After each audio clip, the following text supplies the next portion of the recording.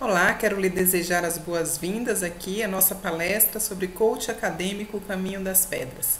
Eu sou Suzane Moraes e nós vamos falar hoje um pouco sobre a trajetória do aprendiz quando ele precisa escrever um artigo científico. Essa é uma série de vídeos que nós estamos produzindo e que vão ter justamente a apresentação do programa de acompanhamento de um coach acadêmico. Muito se tem falado ultimamente sobre coaching em diversas áreas da vida, coaching nas áreas organizacionais, corporativas, na área esportiva. Mas afinal, o que é coaching? Coaching é um processo, gente, um processo de desenvolvimento de talentos, desenvolvimento de habilidades, desenvolvimento de atributos, desenvolvimento pessoal.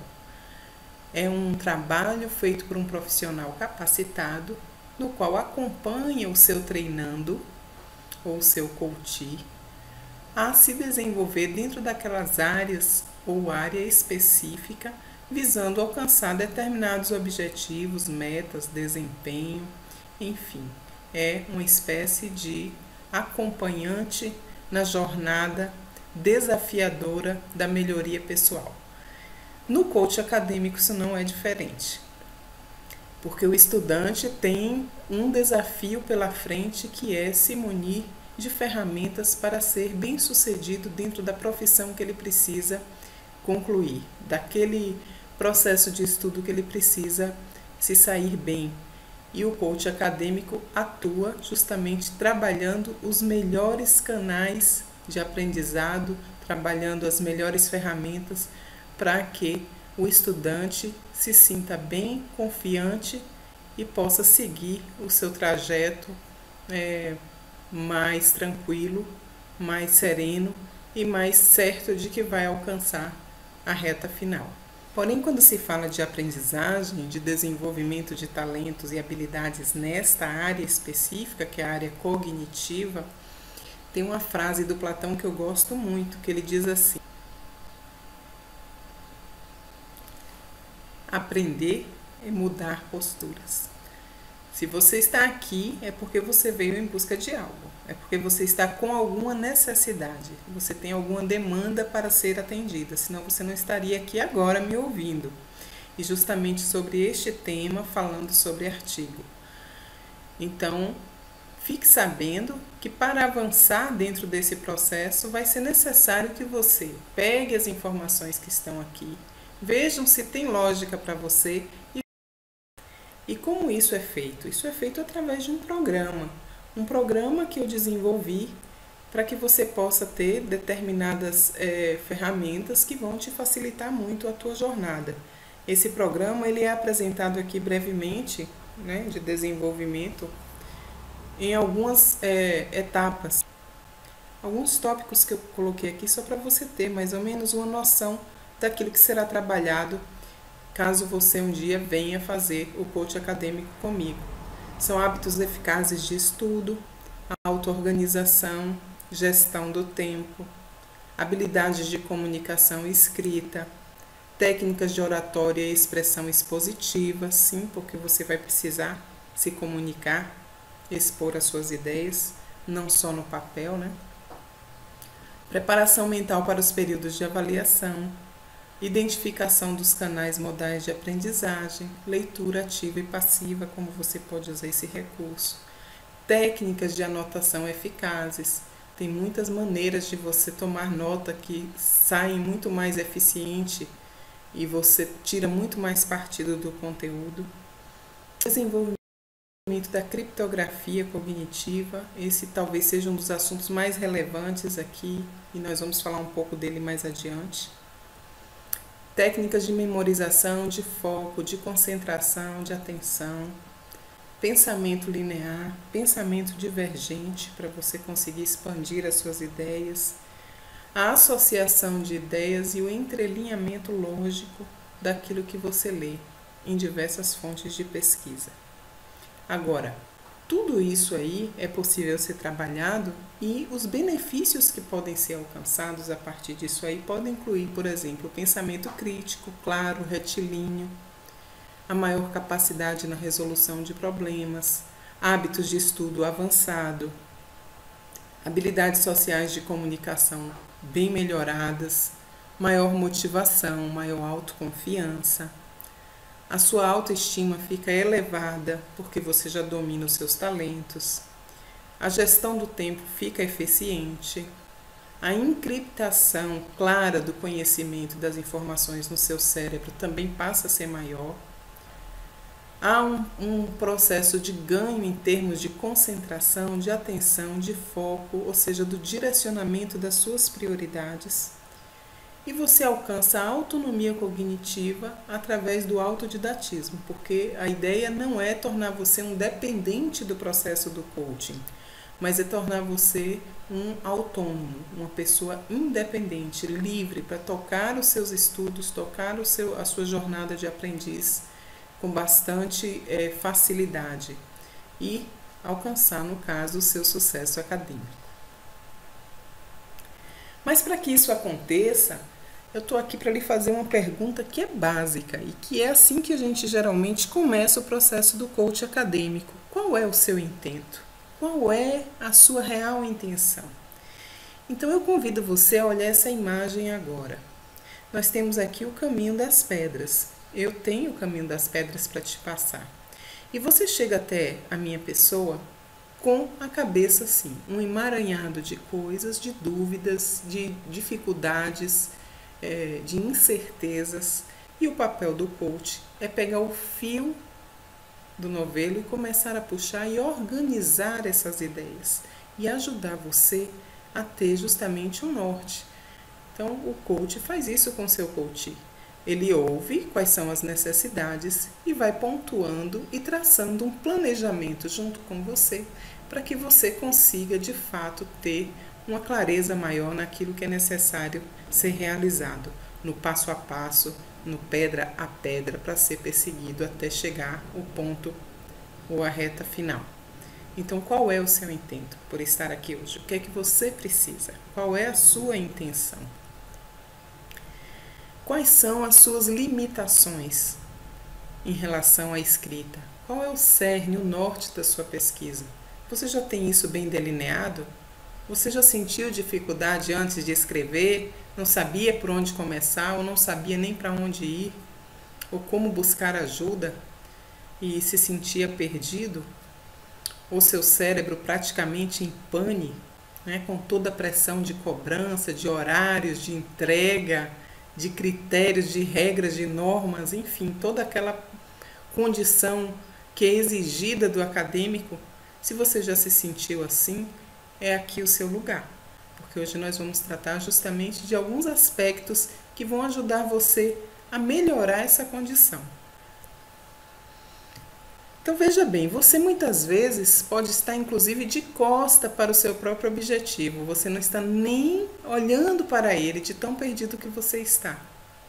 Você tem aí um ponto de partida, que é escrever, e você precisa sair do ponto A para chegar num ponto B, que é a conclusão do seu artigo. E agora? Né? Se eu não estou nem conseguindo ter essa visibilidade, essa clareza, eu não estou conseguindo nem saber para onde eu vou, como isso é possível, então, que você me ajude? Eu te respondo. Nós fazemos dentro do trabalho do coach um planejamento específico para que você alcance em menor tempo, com mais eficácia, as suas aspirações. Então, nós pegamos você, tiramos você do estado atual e levamos você para o estado desejado, usando os seus recursos internos seus e também os nossos recursos com ferramentas, com técnicas, com metodologias. E isso favorece muito para que você não fique dando voltas, rodeios, para que você não perca tempo. Por isso, lá um dos aspectos é a gestão do tempo eficaz, é a organização, entre outras coisas. Então, esses recursos eles são muito bem aplicados e direcionados para você ter sucesso naquilo que você almeja.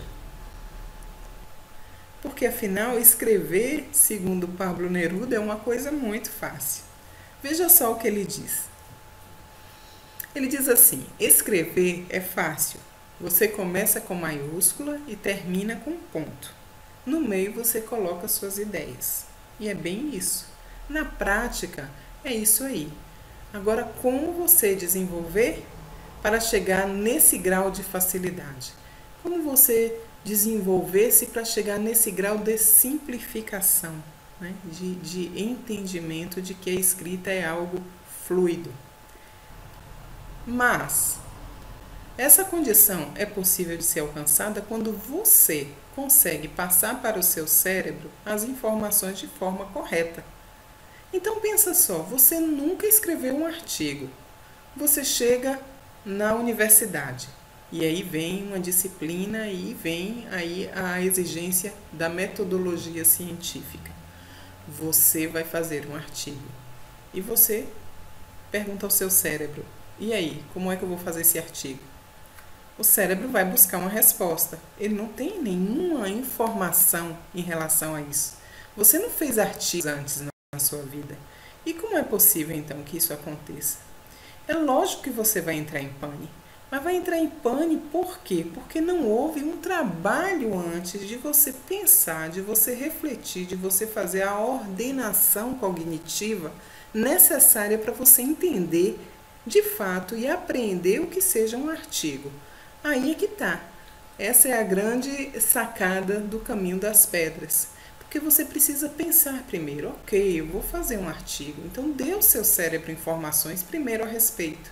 Sem drama, sem estresse, sem agonia.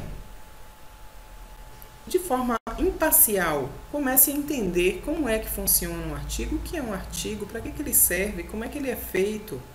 Olhe outros modelos de artigo, mas de uma forma suave, sem ter aquela condição de pressão ou cobrança. Quando você faz isso, você está ordenando a sua cognição. Você está buscando a concepção, você está buscando o construto, o conceito daquilo que o seu cérebro ainda não possuía e que daqui para frente ele vai precisar usar e muito. Então, quando você não vai dentro dessa linha de raciocínio, dessa linha coerente de informações, o seu cérebro ele não vai ter como te dar resposta. E aí você começa, de fato, a se sentir perdido. E entra no estresse que todo acadêmico passa sem necessidade. Então vamos ver. O que você faz quando você bebe informações e dá informações para o seu cérebro sobre algo que você vai enfrentar? Você está desenvolvendo o poder da visão. Ou seja, é um olhar para fora, olhar para o alvo, e é um olhar também para dentro de si. Olhar para dentro das suas próprias condições e capacitações de realizar aquilo. Então, o poder da visão é importantíssimo para dar o empoderamento necessário para você avançar. Então, você, na hora que começa a entender, a construir na sua cabeça aquilo que significa o artigo, o que é, como é feito e o passo a passo para realizá-lo, você está aí permitindo com essa visão a construção de redes sinápticas, a construção de informações que vão sedimentar de forma correta, para que na hora que você passe pela experiência de fazer o artigo, o seu cérebro esteja antes já preparado para lhe atender e não entrar em conflito. Tá clara essa ideia para vocês, gente? Olha a lógica que isso tem. Então, é um processo de ordenação antes da sua própria cognição. Vamos ver a próxima figura. Nessa imagem aqui, a analogia que eu faço para vocês é justamente essa. É como se você pudesse, de fato, colocar uma escada e ver o labirinto que está o seu cérebro do alto. Fala assim, que caminho ou quais caminhos são mais fáceis de serem percorridos para alcançar o objetivo que eu preciso. Eu preciso chegar lá no final. Então, um labirinto, porque eu não sei nem por onde começar. Então, essas informações que você vai munindo o seu cérebro antes do que é, como é, qual a estrutura, quais são as etapas, qual é o caminho, ver outros modelos de artigo e se ambientando cognitivamente com o desafio que vem pela frente. Você vai criando aí um percurso, vai marcando aí as suas sinapses para que você, na hora que precise passar pela experiência, você já esteja lá na frente com a sua malinha de ferramentas seguro. Você já sabe qual é o caminho, agora é só percorrer. Porque há uma diferença, como diz a frase, há uma diferença entre conhecer o caminho e percorrê-lo. Aqui nessa primeira você está conhecendo o caminho. E a segunda é você percorrer o caminho, mas com segurança, com tranquilidade, com prazer.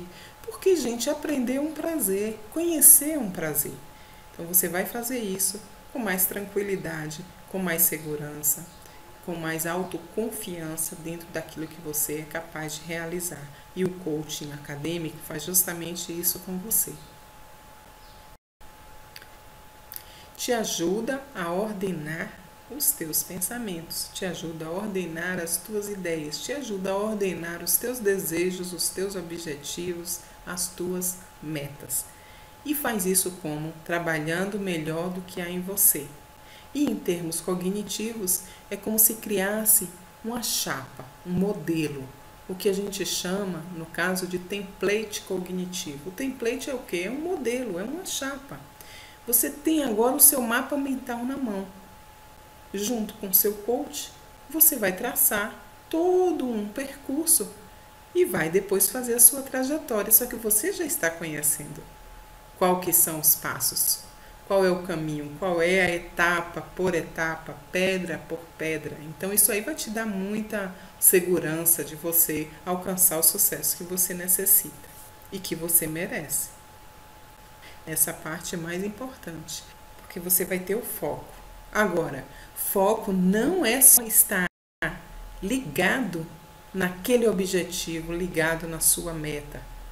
Não é só isso. Foco é principalmente saber dizer não.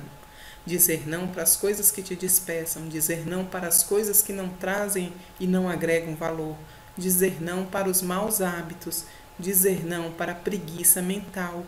Foco é mudar realmente de posturas, como dizia lá o Platão, e a adotar para si uma condição de melhoria contínua, porque esse é o processo evolutivo de todo ser humano. Então, o foco é, antes de mais nada, aprender a dizer não para nada das coisas que não te agregam. Se você tem clara essa ideia, você já está pronto, então, agora, para focar comigo aqui no que vem a ser a escrita acadêmica. Vamos lá? A escrita acadêmica precisa de habilidades, isso é fato. A gente sabe que para qualquer processo de escrita é necessário você ter habilidades pré-estabelecidas, você ter um certo nível de proficiência, você ter a capacidade de obedecer critérios específicos e entender como são aplicados esses critérios específicos. Porque antes de mais nada, escrever, gente, é ordenar pensamento. Seja um artigo, seja uma carta, seja um ofício, seja um livro, um conto, um romance, o que quer que seja que você vá escrever, está demonstrando que você está ali ordenando as suas ideias através da grafia. E esse é um processo que requer, antes de mais nada, foco. Para que eu vou escrever um artigo científico? Para quem inventou isso, né? Para que serve um artigo científico? Gente, o artigo científico tem como objetivo, antes de mais nada, fazer com que você produza algo que seja novo. Você faz uma revisão e propõe algo novo. Você agrega ali o que outras pessoas vão ver e amplia e contribui com uma nova perspectiva. A ciência, ela avança desse jeito. Então, na medida que você faz novas pesquisas, que você compara autores, que você tem hipóteses, que você checa variáveis, que você elabora aí um trabalho de aprofundamento de uma linha de pesquisa, o que o leitor quer na hora que ele lê o seu artigo? Ele quer saber qual foi o fechamento daquilo, o que você está trazendo de bom ali dentro daquele artigo. Então, é uma das condições você pensar assim, que objetivo vai ter o meu artigo, né? O que eu quero alcançar com ele? O que eu vou dizer para as pessoas através do meu artigo? E voltando lá à condição do constructo, né? da concepção, do conceito dentro da sua cabeça para você construir esse template cognitivo, é bom que você passe, por exemplo, sugestivamente a colocar na parede a estrutura de um artigo qual é. Então você vai olhar para ele várias vezes, até você entronizar aquela informação e entender o passo a passo da estrutura de um artigo. Isso é muito importante. Porque um artigo ele é composto de elementos textuais, que são os pré-textuais, os textuais em si, os pós-textuais. Ele tem toda uma condição de formatação que é exigida, de normalização, de redação, que são os recursos redacionais necessários para o próprio perfil de escrita acadêmica, e tem todo o critério também para ser revisado. Então, não é uma coisa assim ao léu, eu começo pela revisão, não, eu vou começar pela formatação, não. Tem uma estrutura para ser seguida, tem etapas de elaboração, e quanto mais clareza você tem nessas etapas de elaboração, mais você vai tornando o seu template mais marcado, mas você vai imprimindo no seu cérebro a trajetória necessária para você passar pela experiência com mais tranquilidade, com mais segurança. Então, as etapas de elaboração de um artigo podem ser antevistas por você. E tudo isso é bom, é um exercício do pensar, é um exercício do refletir. Vamos avançar nas etapas para você ir compreendendo melhor qual é a minha proposta. Nós temos aqui numa fase 1 um processo de organização, que eu já falei tanto, ordenação do seu pensamento. Você vai organizar o seu local de trabalho, os seus artefatos, que são seus materiais de apoio, suas ferramentas, né? Vai organizar a sua cabeça e vai organizar as ideias. Antes de qualquer coisa, a primeira fase é essa. Num segundo momento, você vai definir o tema, você vai traçar a rota, vai fazer o levantamento bibliográfico, infográfico e filmográfico e dar start na sua pesquisa. Ou seja, você vai procurar em quais fontes você vai querer beber para adquirir aquele conhecimento que você está buscando. Então não pode se limitar somente a livros, tem que expandir as possibilidades para que você possa ter condição de fazer mais cruzamento de ideias. Então, nesse momento aqui de traçar a rota, é quando você já começa a sua leitura, já está com os livros, com as fontes na mão, e você começa então a mergulhar na sua pesquisa, dar o start da pesquisa. Na terceira fase vem a escrita em si. Já pesquisou, já viu, já conseguiu destacar aí alguns pensadores, concordar, discordar com eles. Então a escrita, ela começa a fluir. E ela tem aí algumas etapas que eu vou colocar aqui. Eu trouxe para vocês título, resumo, palavras-chave, introdução, desenvolvimento, conclusão e mais para frente a condição da revisão e da entrega do trabalho, que é a etapa final. É quando de fato chegou ao final da sua reta, certo? Então, essas são as 4 etapas que nós vamos trabalhar hoje nessa palestra e convido você a vir comigo. Vamos avaliar aqui as 2 imagens. Nós temos aqui uma imagem de um escritório, um local, um ambiente de trabalho desorganizado. Há pessoas que dizem assim, acho na minha bagunça. Ok, eu não duvido, de fato. Um ambiente desse, isso reflete a forma, ou a maneira, ou a realidade da cognição dela. Uma condição mínima de ordenação e de coordenação orquestrada do seu estudo. Como é que ela quer organizar a sua cabeça? Vai ser uma eterna bagunça. Ela vai perder muito tempo nos caminhos desse labirinto, desse template cognitivo, e não vai se achar tão cedo, pode ser, né? Mas até que a conclusão ocorra, o desgaste foi muito grande e a experiência que ela vai ter disso aí é negativa. E tendo uma experiência negativa, a tendência é que quando surge a necessidade novamente de fazer um novo artigo, vem a reatividade. A reativa, a experiência não foi boa, foi super desagradável, né? Então, se você vai, por exemplo, e você que enfrentar uma mata fechada, você tem que abrir picadas, é muito difícil. Se você pronto é melhor, né? Então a ordenação, gente, é o primeiro passo para vocês. Não duvida, o trabalho de ordenação das ideias começa primeiro no pensamento, mas no seu ambiente de trabalho. Eu trouxe aqui por que eu gosto. Eles são muito. Eu gostaria de compartilhar com você. Por colorido. Cada cor da página. Quando eu quero chamar a atenção para algum texto em determinada página, eu ponho um clipe vermelho ali. O vermelho para, dá uma parada aqui, observa mais o que tem aqui, volta aqui nesse ponto. Aqui tem algo que realmente é mais aprofundado. Em clipes vermelho, prova post-it, que é esse papel de recadinho, de memória, a parte grifada com texto. O destacado você vai encontrar nos meus manuscritos também, para quem já manuseou meus livros, você vai encontrar também os símbolos do lado. Os símbolos dizem respeito à criptografia, que é aquilo que eu falei lá. Criptografia cognitiva é um conjunto de símbolos que você é ter senha. Então, às vezes não é preciso nem você ler o livro. Você for ler o livro e ver, já sabe o que é que aquilo ali está dizendo. Vai direto na sua memória o que cada frase ali que você criptografou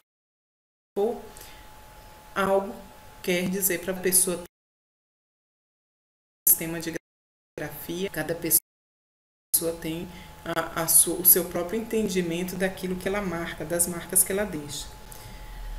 Outro material importante é o marcador de páginas, além do clips, né? Tem gente que gosta de deixar a página ali marcada no último lugar onde ela parou a leitura. Eu faço isso também. É importante que quando eu retomo os estudos, eu paro do ponto que eu parei. Então eu não preciso ficar voltando folha para saber da onde foi, onde é que eu estava nesse livro aqui.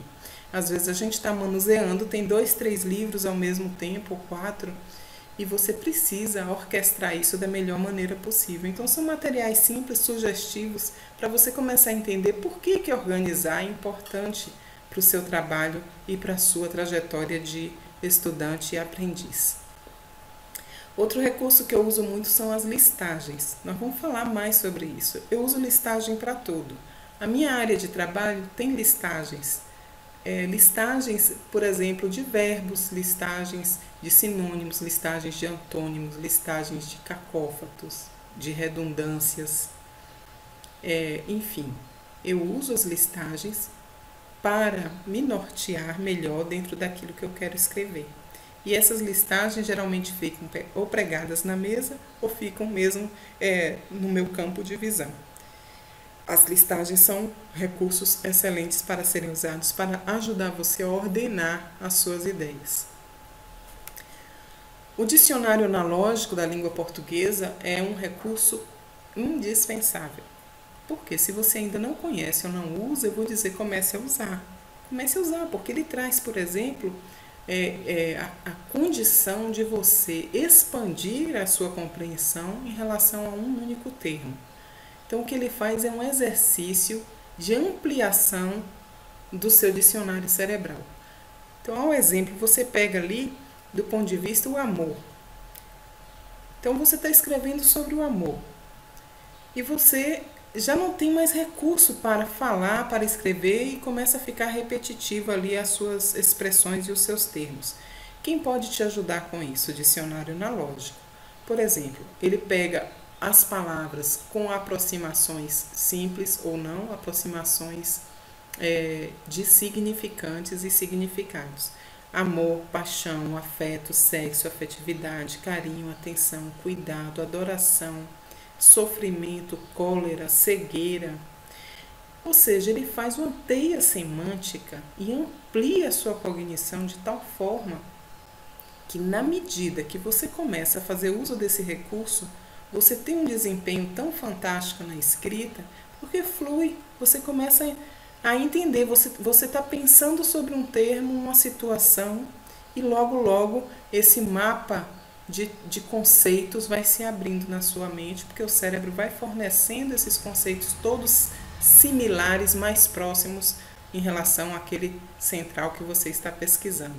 Isso o dicionário analógico da língua portuguesa faz por você. Então é um recurso que eu gostaria de apresentar e que é indispensável para a sua ordenação cognitiva. Uma vez você já organizado o seu ambiente, você já está com tudo ok, as ideias já estão mais ou menos prontas, está na hora de traçar a rota, é isso?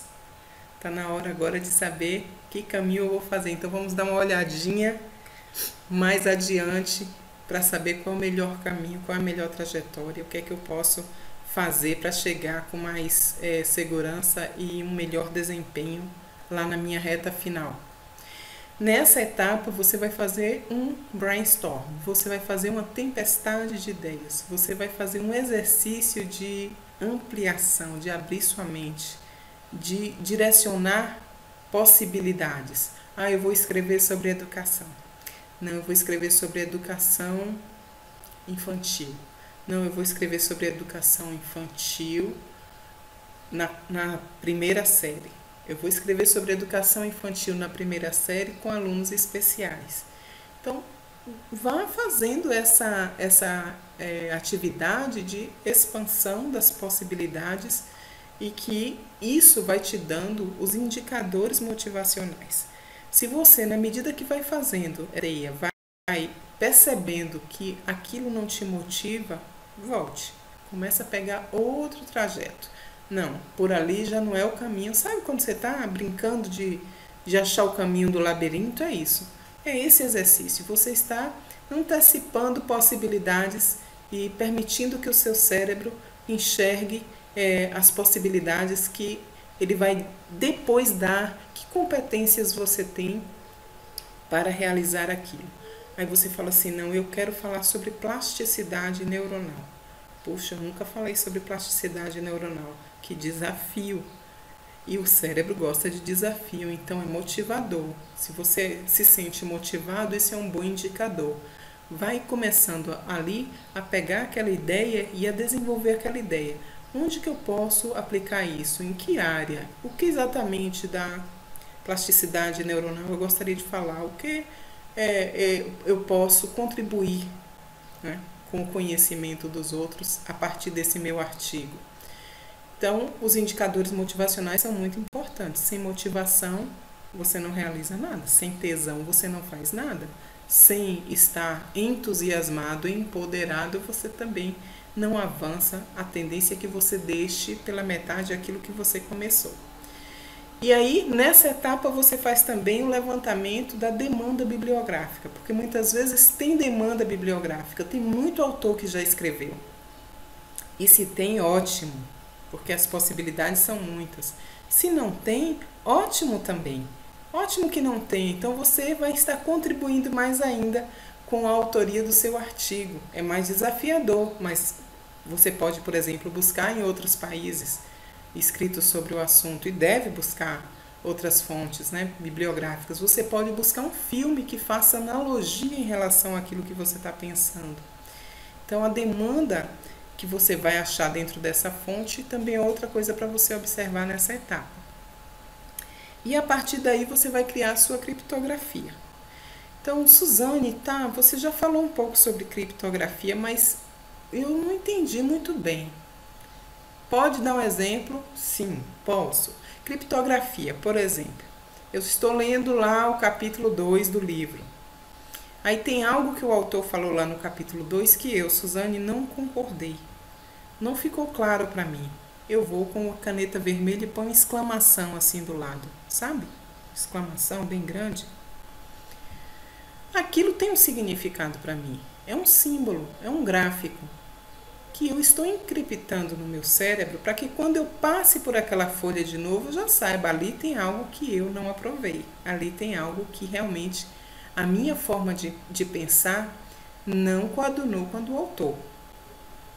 Então eu posso usar exclamação, eu posso usar um asterisco, eu posso usar abreviações, eu posso usar estrela, eu posso usar uma meia-lua, eu posso usar seja o que for for, eu posso criar o meu sistema de símbolos pessoais e que vão favorecer a minha memória na hora de eu revisar aquela leitura.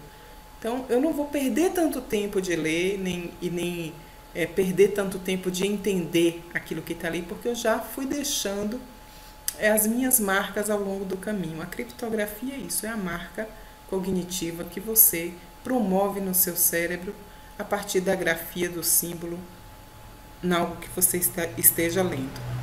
Então, é um dos assuntos mais sérios, mais importantes do que a gente está trazendo hoje aqui. Não é um tema que você vai achar facilmente aí, é uma abordagem que eu estou trazendo para vocês. Isso é dentro da proposta do meu programa de coach acadêmico. É uma metodologia muito eficaz, que ajuda muito você. Então, requer, por exemplo, uma aula ou uma palestra somente sobre isso. Mais adiante nós vamos voltar a falar da criptografia. Os mapas mentais também nessa fase são necessários usar. Se você não usa esse recurso, quando eu falo teia semântica, é isso. Pega um tópico e destrinche ele com todas as possibilidades que você puder. Use esse recurso. O mapa mental ajuda muito na construção do seu template cognitivo. Se você não tem hábito, comece a desenvolver o hábito. Vá fazendo mapinhas mentais. Vá exercitando, puxar as perninhas das ideias que você tem em relação a um assunto central. Pode ser o mais esdrúxulo, pode ser o mais distante, pode ser o mais aparentemente sem nexo, mas vá fazendo, porque aquilo vai dando um sentido para você único e é uma experiência que você precisa passar para entender a importância disso dentro da sua realidade cognitiva, tá? Outro recurso que eu trago para vocês é a condição da pesquisa no Google na área acadêmica. Tem acadêmicos que nem fazem uso desse recurso porque não sabem de fato. Então lá no Google tem as possibilidades aí, diversas ferramentas, mas eu destaquei hoje para vocês aqui a pesquisa com trabalhos acadêmicos, porque você pode visualizar vários outros trabalhos, inclusive como uma fonte de pesquisa do tema que você está pensando em desenvolver, né? Então, feito isso, você já traçou a sua rota, já fez a expansão das suas ideias, já exercitou as possibilidades, já viu os motivadores, já viu a demanda bibliográfica, agora está na hora de você ir para a terceira etapa, que é escrever, né? A imagem transmite justamente a ideia de que a escrita flui pelas mãos. Então, são as ideias fluindo ali para o papel. Essa fluidez, essa capacidade, essa habilidade de colocar em palavras aquilo que você ordenou no pensamento só é possível se você tem um nível de organização mental. Se você não tem um nível de organização mental, você vai ter uma escrita prolixa, uma escrita densa, uma escrita desordenada, uma escrita, de fato, muito rudimentar. Então, essa fluidez aí agora já é possível você começar a exercitar, porque você está tranquilo, vai fazer o seu exercício aí de escrever aquilo que você já pesquisou, você já mapeou tudo, já fez a sua criptografia, né? Já sabe o que é que tem que destacar, quem tem um pensamento contra, quem tem pensamento a favor, onde é que eles se convergem, onde é que eles divergem, e você agora vai só fazer os ajustes disso aí dentro da sua própria observação, dentro da sua própria condição, o que você entender. E nasce aí então o título da sua pesquisa. Quanto ao título, gente, eu destaquei duas condições aqui para vocês, tá? Ele deve conter no máximo 20 palavras, porque geralmente o título de um artigo, ou ele tem só o título mesmo, mas geralmente ele tem um título e um subtítulo. Então, que essa junção aí seja até 20 palavras, não mais que isso. Essa é uma das condições que são colocadas aí como ideal para uma escrita acadêmica. Você precisa ser conciso, né? Ser conciso, diretivo quanto ao assunto que você quer abordar. Quanto mais você ser conciso, diretivo naquilo que você quer abordar. Quanto mais você consegue no título mostrar exatamente do que se trata a sua pesquisa, melhor. Então, um título enxuto e um título que diz para que veio, né? Essa é a ideia, mostrar para que veio. O resumo, bom, o resumo também é uma coisa que é simples de fazer. É simples quando você entende a estrutura dele. Você está convidando no resumo ali o leitor a com o seu conteúdo, né? O leitor vai, por exemplo, apreciar a partir do resumo o que você escreveu no artigo e conhecer os pontos que você consegue destacar ali em poucas linhas, que são principais, que são primordiais. Um resumo ele deve conter entre 100 a 150 palavras em média e ele segue uma ordenação lógica. Aqui na próxima imagem, inclusive tem a fonte aqui embaixo, você pode depois até consultar no site da onde eu tirei isso, a educação infantil, espaço de representações sociais e relações com saber. Então você vê um título aí com menos de 20 palavras, tem um tema principal, educação infantil, tem 2 pontos e tem aquele recorte do que o resumo quer dizer. Então, você tem ali no primeiro parágrafo uma introdução objetiva, você fala um pouco da fundamentação teórica, em que fontes você foi beber, né? Você fala sobre a metodologia que você usou para fazer o seu artigo e, por fim, você traz os resultados e a conclusão, dando uma pincelada de que marca você está deixando ali, o que é que você está contribuindo ali. Ou seja, é um aperitivo, né? É um convite para a pessoa, é uma isca para a pessoa, para o leitor ou a leitora sentir vontade de avançar, sentir vontade de ler aquilo que você está trazendo como contribuição. As palavras-chave também têm critério, elas são ordem de aproximação e de prioridades. Então, da mais importante para menos importante.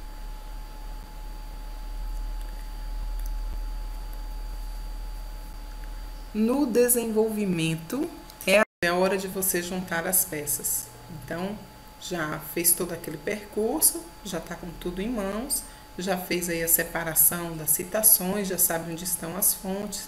Agora você vai começar aí no seu processo de desenvolvimento da escrita, colocar os encaixes, né? Quem disse que, como, porquê, onde. Então, você pode aí fazer uma junção de tudo que você já pesquisou. No desenvolvimento, você vai usar gráficos, diagramas, notas, enumerações e imagens. Vou falar um pouco mais sobre enumerações. Eu gosto muito das enumerações porque elas dão conteúdo, elas recheiam conteúdo.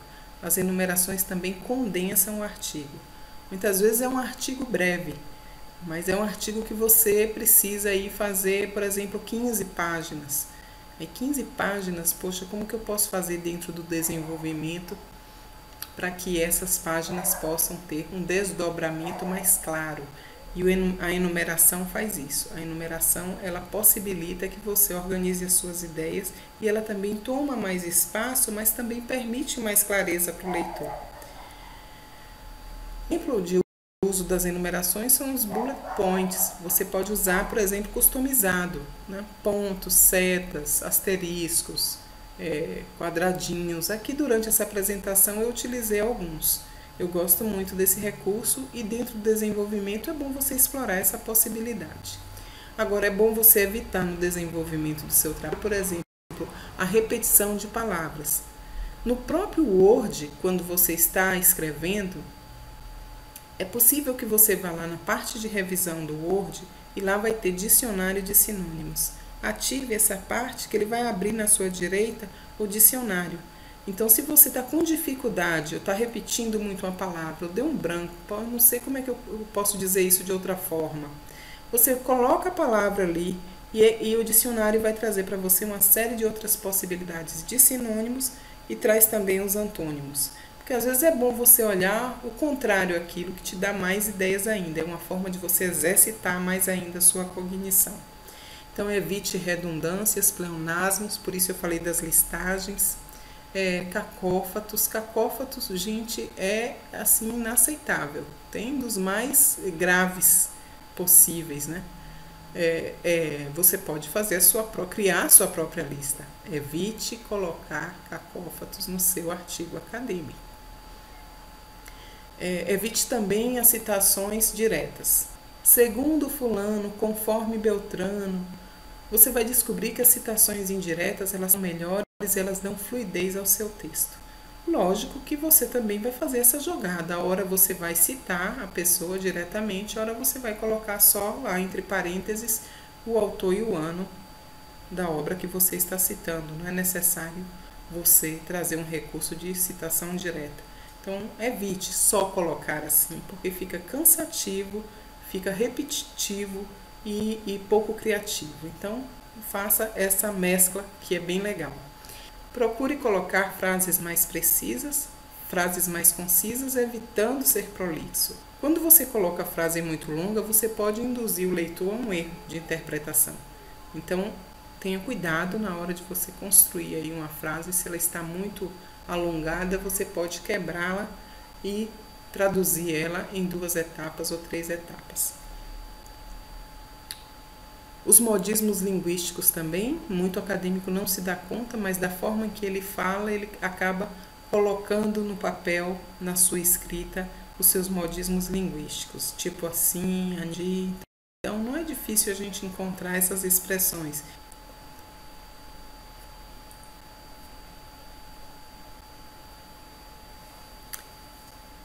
E uma vez terminado o desenvolvimento, vamos para a conclusão, né, gente? A conclusão é a pecinha praticamente final do seu trabalho, da sua obra, daquilo que você está contribuindo ali.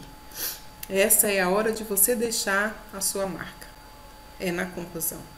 Tem gente que faz uma conclusão pequenininha assim. A conclusão é isso, você pode juntar as pontas para ele. Ele segue a linha de raciocínio que você veio trazendo ao longo da construção do seu artigo para chegar no final. Então, mate, né? É o ajuste, é o ponto final do seu trabalho, ou seja, é colocar a cereja no bolo. E a última etapa é aquela lá da revisão. Revisão também tem critério, tá, gente? A hora da revisão precisa justamente de detalhismo. Então, você tem que pegar o seu trabalho, salve em PDF, porque muitas pessoas mandam o trabalho até em Word, não é legal, pode desformatar, né? E não é indicado que você faça isso. Quando você for entregar ao seu professor, ou você for mandar para uma revista, ou seja lá para qual motivo você esteja encaminhando o seu artigo, você precisa colocar na hora de salvar como, procurar lá documento em PDF e salvar como PDF. Salve em PDF, imprima e pegue a lupa e começa a ver agora novamente todo o seu trabalho com calma. Isso é bom que você faça no dia seguinte. Terminou a conclusão, respira, vai fazer uma higiene mental, porque a parte de revisão requer de você muita atenção. Então você vai olhar com muito cuidado, ponto a ponto, item a item, etapa a etapa. Nessa parte de revisão, por exemplo, eu tenho a minha listagem de revisão. De tanto fazer, eu já sei quais são os aspectos que eu quero revisar nos trabalhos. Então, eu já não recorro tanto à lista, mas de vez em quando eu preciso passar as vistas para saber se não faltou algum detalhe. Por exemplo, na revisão final, nós vamos tratar da conformática. Não é só o conteúdo com o qual você deve se preocupar. O adorno, a forma, também ela é importante e ela é exigida dentro do trabalho acadêmico. A forma do artigo. O artigo tem um modelo a ser cumprido. Então, você tem que fazer toda essa revisão de passo a passo, desde dos elementos pré-textuais, que é capa, contracapa, folha de rosto, né? Ao processo mesmo do desenvolvimento, se tem apêndice, se não tem, se tem imagem, se não tem, enfim, anexos. Você vai usar o corretor ortográfico, também é importante que você, antes de fazer a impressão do seu trabalho, você olhe, quais palavras o corretor ortográfico está mostrando ali que você não escreveu corretamente. Você vai usar as listagens, né, para saber se de fato tem ali pleonasmo, se tem redundância, se tem cacófatos, se tem vícios de linguagem, né, modismos linguísticos, e o que você vai percorrer ali para revisar. Mas, como assim, Suzane, listagem de revisão? Por exemplo, numa listagem de revisão minha, eu vejo lá todos os pontos, eu olho todos os parágrafos, eu coloquei ponto em todos, coloquei. Eu olho, eu fechei aspa e abri aspa, onde é necessário abrir, sim, tudo fechado e aberto, porque às vezes escapa. Então, é um nível de detalhismo e exaustividade necessário para que o seu trabalho tenha primor, certo? Está tudo ajustado, está justificado, está alinhado, a formatação está ok, as páginas estão enumeradas, né? A fonte está ok. Eu olho o sumário, o número da página que está ali realmente corresponde ao número da página que o artigo está dizendo. Eu consegui colocar citações dentro das normas, eu, de novo olho citação por citação. Eu vejo, faltou algum autor que eu tenha citado e não tenha colocado na bibliografia, tudo isso faz parte da minha listagem de revisão. Então, você pode fazer a sua listagem de revisão também. Justificar, que é olhar se tem na margem direita alguma coisa desalinhada, né? E entrelinhar. Entrelinhar, gente, é simplesmente na hora que você vai fazer essa revisão final, você percebe, olhando de fora com mais calma, que determinada frase ou determinada citação, ela é melhor se você colocar mais para cima ou se você colocar num outro capítulo. E aí você vai fazer essa mexida para poder dar a conformática final, certo? E, enfim, o seu trabalho está pronto para você encaminhar. Você já está com o sentido do dever cumprido e você pode encaminhar o seu artigo com aquela tranquilidade de que da próxima vez o seu cérebro não vai ter tanta reatividade, você não vai ter tanto estresse, você já tem o seu próprio template cognitivo, não é verdade? Então você fica mais tranquilo, porque você teve também o apoio e a orientação de um coach para chegar até ali. Isso é tudo? Acaba por aqui? Não. Nós ainda temos algumas dicas importantes para passar para você. São super dicas, tá, gente? Fica mais um pouquinho. Eu quero falar rapidamente sobre os recursos tecnológicos. Eu estou trazendo aqui para vocês a proposta do Evernote. Eu uso muito, gosto. Ele facilita demais o meu trabalho de seleção das páginas que eu pesquiso na internet, nas minhas tomadas de notas. Então, se eu estou pesquisando determinado assunto e eu me deparo com algum tema que é interessante, mas é de outra área ou é de outro assunto, é daquele assunto, mas eu só vou abordar lá na frente, eu faço ali a captação pelo Evernote e eu posso depois ter tudo organizado, todos os links, todos os artigos que eu resolvi separar estão ali nesse aplicativo, nessa ferramenta, né? O Evernote é, portanto, um software que você pode, um programa que você pode baixar gratuitamente, e se você já conhece, ótimo, parabéns. Se você não conhece, fica a dica, super dica para você. Eu uso o scanner do celular também, hoje a molecada toda está usando aí, né? Então, quando às vezes eu vou à biblioteca, vou fazer ali, eu peguei um livro emprestado, eu não posso levar aquele livro, eu tiro a foto da capa eu tiro a foto da capa e da página que eu quero para poder fazer a citação depois. O gravador de voz do celular também eu uso bastante. Às vezes eu estou num contexto totalmente diferente, não estou ali naquela condição de artigo naquele momento, mas vem uma ideia, vem um insight. E eu procuro uma caneta, não tem, e aí o que é que eu faço? Geralmente o celular está por perto e eu gravo a ideia que veio em relação ao meu artigo. Ou qualquer outra ideia ou em relação a qualquer outra coisa. Mas é um recurso tecnológico, no caso aqui, que eu uso também quando eu estou construindo algum trabalho Inclusive, para fazer essa palestra, eu usei algumas ideias que me vieram, eu fui colocando no celular, até mesmo porque o tempo corrido e a vida atribulada faz com que a gente aprenda a usar essas condições, né? Eu uso muito a organização do meu diretório também, porque não é só o seu ambiente de trabalho, o seu laptop, né, o seu notebook, o seu computador, precisa ter no diretório, lá onde você salva as suas coisas, a pasta única sobre aquele assunto e as subpastas ali organizadamente.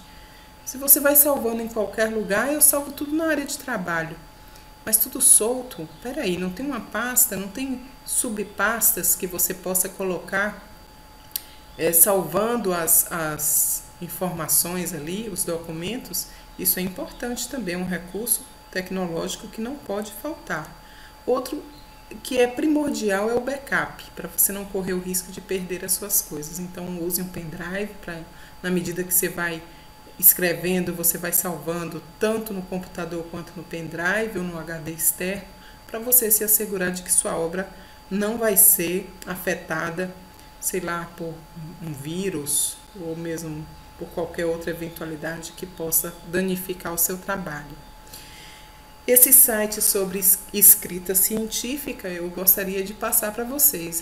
Nesse site tem o www.escritacientifica.com, tem vídeos falando só sobre a escrita acadêmica. São vídeos gratuitos feitos por um professor da USP e são de excelente qualidade. Eu indico, eu vi, os vídeos são muito bons. Se você quer aprofundar para justamente criar e antever o seu template, faça isso. Vá procurar saber melhor, entender melhor sobre o artigo científico, que não é numa palestra aqui de 90 minutos que a gente vai enxugar tudo, né? Ou abordar tudo. Então agora é com você. Eu estou dando pelo menos um norte para você. Não caia na besteira de copiar e colar, fazer Ctrl+C, Ctrl+V. Não faça isso. Seja sério, você tem condição, capacidades, atributos, você tem um cérebro pronto aí para usar a seu favor. Não faça isso porque primeiro é crime.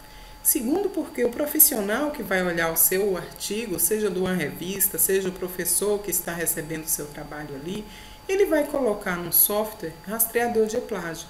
Então são vários softwares que o mercado fornece e nós usamos muito isso. Então, por exemplo, eu trouxe aqui para vocês o WriteCheck. Esse é um software que faz rastreamento de plágio. O DocCopy, o Ferret, o farejador de plágio, o próprio Plagios também. Eu uso o Plagios e gosto dele. É mais intuitivo e ele faz uma busca bem apurada. Então é fácil rastrear o seu trabalho se você simplesmente colocou do jeito que você viu ali, copiou e colou. Não faça isso, senão você está anulando, primeiro, anulando a si mesmo, segundo, comprometendo o seu desempenho e a nota do seu e a avaliação do seu trabalho, ok? Então é uma coisa muito desagradável de se fazer, não vale a pena. Eu confio no seu potencial. Eu estou aqui agora para dizer a você que você sim pode de fato mergulhar na pesquisa e trazer a sua contribuição sem precisar usar desses recursos. Então eu encerro agora aqui com vocês. Eu espero que eu tenha de fato contribuído dentro do meu papel de coach, que você tenha gostado e que as informações que eu trouxe aqui sejam relevantes para você aplicar no seu dia a dia, aplicar no seu desenvolvimento como aprendiz e como estudante.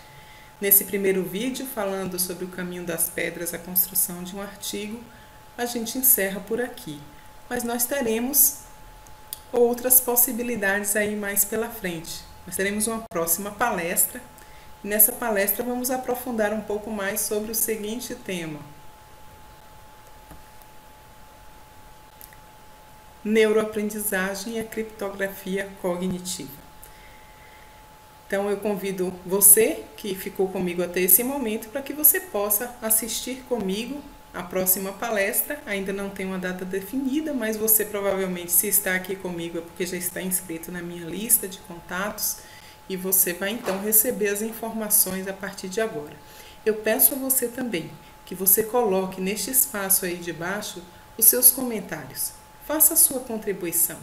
Coloque o que é que você achou dentro da abordagem que foi trazida aqui. O que é que ela somou para você? Isso me ajuda muito a construir os próximos vídeos que virão.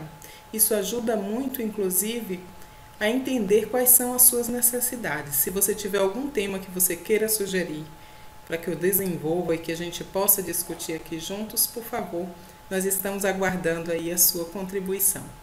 Muito obrigada, foi um prazer imenso estar aqui com você até esse momento. Conte comigo, Suzane Moraes.